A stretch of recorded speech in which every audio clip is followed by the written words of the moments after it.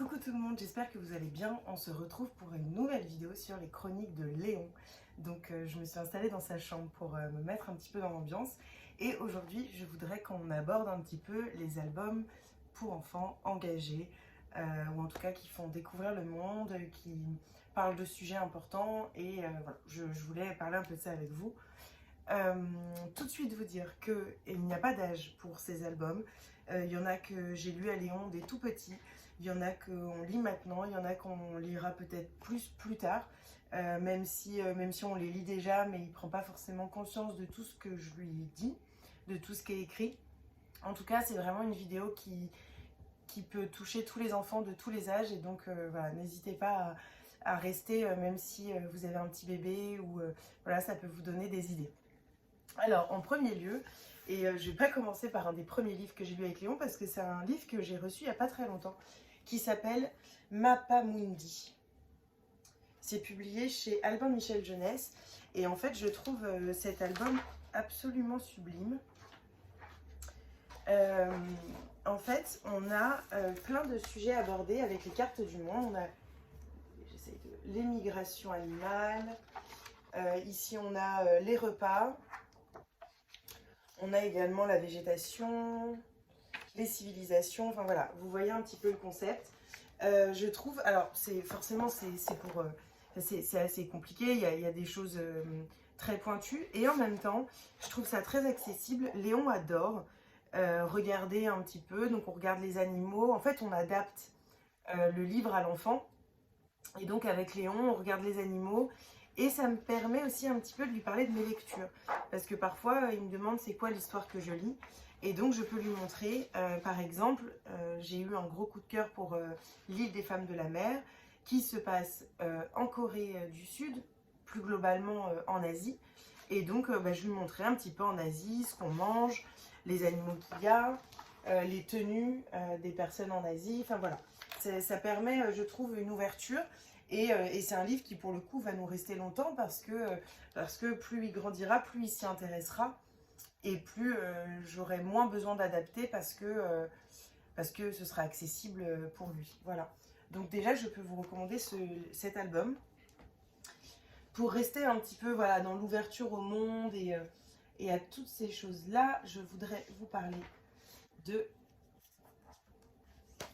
Alors, je vais vous parler de deux qui sont de la même collection. C'est mes premières questions. Alors, j'ai Pourquoi je dois partager, qui est vraiment un album très intéressant sur le partage, sur pourquoi est-ce qu'il faut partager, que peut-on partager, partager aide-t-il le monde, voilà, il y a plein de petites réponses à ces questions-là. Et Léon adore parce que dans les collections Usborne, il y a beaucoup de petites choses détachables, et il aime beaucoup ça. Et les dessins sont très accessibles et Léon aime vraiment beaucoup. Donc c'est un super livre. Et en fait, dans la même collection, il y a un énorme coup de cœur à moi qui est Qu'est-ce que le racisme ? Et qui est un petit livre avec, pareil, des petits rabats pour expliquer pourquoi les gens sont-ils différents, pourquoi migrer vers d'autres pays, pourquoi les gens sont-ils racistes. Vous voyez, c'est des sujets assez compliqués, qu'on pourrait croire inaccessibles à des enfants de 2 ans. Et pour autant, moi je tiens particulièrement à ce que Léon il soit sensibilisé très tôt à toutes ces questions-là, parce que c'est un enfant métis, parce qu'il grandit dans une France multiculturelle, qu'on côtoie des gens de tous bords, de toutes origines, de toutes classes sociales, et que je trouve très important qu'il ait une conscience, même enfin, voilà, à sa hauteur et à son âge, mais qu'il ait une conscience de ce qu'est la différence, en tout cas au-delà du racisme, de ce qu'est la différence. Donc c'est des super collections pour ça. J'ai également, alors là c'est plutôt une petite maison d'édition que je voudrais vous présenter, qui est la maison d'édition Kiwi, qui est une maison d'édition très engagée et qui a notamment sorti 3 albums jeunesse qui sont Je n'ai pas de zizi, il me manque un truc, pour un petit peu déconstruire les stéréotypes et montrer que les filles peuvent très bien faire ce que les garçons font et les garçons ce que les filles font. Dans le même style un petit peu que ça, j'ai Les poupées, c'est pour les filles, publié chez Pastel, que je trouve aussi très intéressant sur l'injonction des parents et la vision des parents encore aujourd'hui que certains jouets doivent être réservés aux filles et d'autres aux garçons. Et je trouve ça très important de déconstruire cette idée. On a également dans les mêmes sujets un petit peu que Je n'ai pas de zizi, Princesse Kévin, qui est un livre sur un petit garçon qui se déguise en princesse, tout simplement parce qu'il a envie de se déguiser en princesse. C'est des amis qui m'ont offert à mon anniversaire, juste après la naissance de Léon. C'était un beau petit présent qui représente très bien voilà, les valeurs que je veux apporter à mon fils, et donc ça m'a beaucoup touchée. Et également, même les princesses pètent, qui montrent que c'est pas parce qu'on est une fille qu'on ne pète pas, et que en fait on s'en fout un petit peu de se cacher. Et j'adore, c'est chez Glénat. Et en fait, il est vraiment drôle. J'aime beaucoup les dessins, c'est assez humoristique. Et voilà, je trouve que redécouvrir un petit peu nos classiques d'enfance en montrant la réalité de la vie, je trouve ça vraiment super. Donc je ne peux que le recommander également, même les princesses pètent. Et je crois qu'il m'avait été offert par une amie de mes parents à la naissance de Léon, encore une fois. Dans cette superbe collection Kiwi, on a également J'ai le droit de dire non, qui est selon moi un album jeunesse extrêmement important, autant pour les enfants que pour les adultes, sur le droit de dire non, et donc plein de situations où l'enfant, regardez par exemple, est-ce que je peux dire non aux grandes personnes quand elles me demandent un bisou? Non, pour prendre une photo et la poster sur les réseaux sociaux. Quand on n'a plus faim, est-ce qu'on peut dire non quand notre assiette n'est pas terminée? Je trouve ça vraiment très bien, très important. Peut-être, alors c'est peut-être un des livres qui est un petit peu compliqué pour Léon, même si il le comprend tout à fait, et il a très bien compris qu'il avait le droit de dire non. Mais en tout cas, voilà, ça permet un petit peu d'en discuter ensemble. On ne l'a jamais lu en entier. Parfois, je lui lis certaines pages et pas d'autres. Mais en tout cas, je trouve ça super important. Et pour moi, c'est des incontournables à avoir dans sa bibliothèque. J'ai le droit de dire non. Ensuite, un petit livre qui a été écrit par Bertrand Gimonet et Corrigan. Alors, moi, je suivais Corrigan, en fait, avec mon compte personnel, et d'autant plus quand mon petit garçon est né. Et j'ai découvert Bertrand Gimonet qui a perdu un petit bébé du syndrome du bébé secoué. Je crois qu'il avait été secoué par sa nourrice à 4 mois. C'est dans mes souvenirs, donc j'espère ne pas dire de bêtises. Et il a écrit un livre, un album jeunesse, qui est conseillé à partir de 6 ans. Moi, je l'ai déjà lu une fois à Léon, mais c'est vrai que c'est un livre qui est assez dur, et donc je le relirai, je pense, un peu plus après, mais qui permet, au-delà du syndrome du bébé secoué, de parler de la différence et d'aborder l'handicap et la différence de l'autre, et je trouve ça vraiment extrêmement important.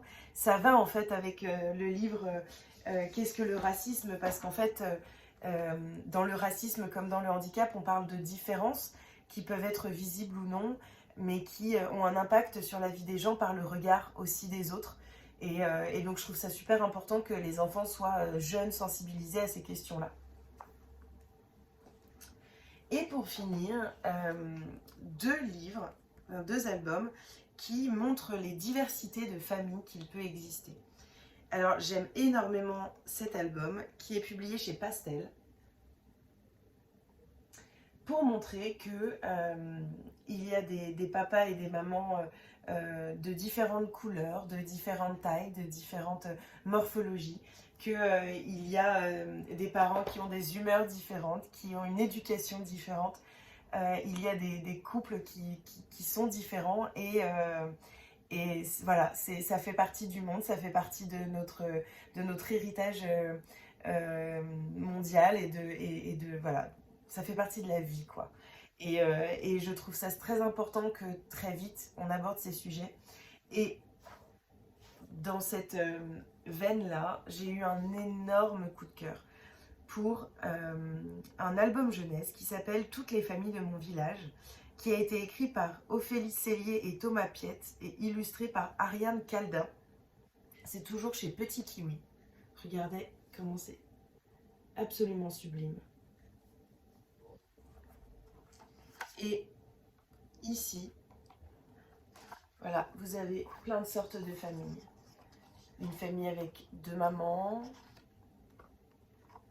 une famille dans les arbres. On a également une famille un couple de vieilles personnes qui ont décidé de ne pas avoir d'enfants.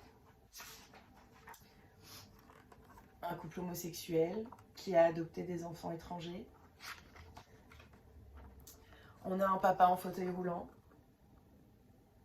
Voilà, c'est vraiment plein de parentalités différentes qui sont abordées avec des magnifiques dessins. Un texte qui est tout aussi doux, tout aussi beau et tout aussi enveloppant. Moi, je suis complètement fan de ce petit livre qui permet vraiment de montrer que chaque famille est différente, mais que dans chaque famille, il y a de l'amour et il y a du bonheur, et qu'il faut savoir cueillir toutes ces petites choses dans toutes ces familles, et que voilà, ça permet, comme les autres romans, une belle ouverture au monde, une belle ouverture à la différence. Et je suis absolument fan des illustrations. Enfin, vraiment, c'est un album jeunesse que j'adore. C'est un incontournable pour moi. Et je pense que si je pouvais l'offrir à tout le monde, je l'offrirais à tout le monde. Vraiment, en fait, il a comblé, je pense, toutes mes attentes sur les albums jeunesse, avec la beauté, le message et l'importance actuellement voilà, de ce genre d'album.